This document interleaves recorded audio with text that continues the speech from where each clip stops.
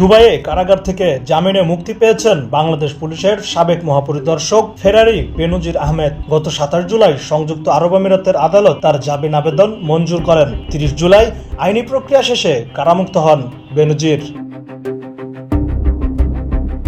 2 August বাংলাদেশের গণমাধ্যম সূত্রে এসব তথ্য জানা যায়। একটি অনলাইন পোর্টালের প্রতিবেদনে দাবি করে কারামুক্তির পর বেনজির আহমেদের সঙ্গে কথা হয়েছে তাদের একজন প্রতিবেদকের। বেনজির আহমেদ জানিয়েছেন, আইনি প্রক্রিয়ায় জামিনে কারামুক্ত হয়েছেন।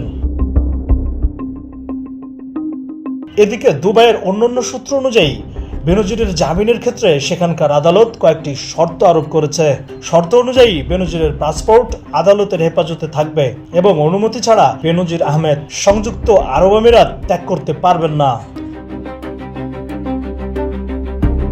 এখনো এ বিষয়ে দুবাই কর্তৃপক্ষের আনুষ্ঠানিক কোনো বক্তব্য পাওয়া যায়নি। আবার বাংলাদেশ পুলিশ সদর দপ্তরের সংশ্লিষ্ট শাখাও এ বিষয়ে কোনো বক্তব্য দিতে রাজি নয়।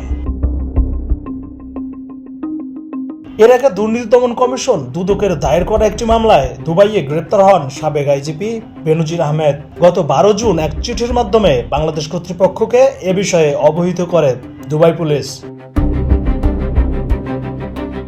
Desk report, the financial express.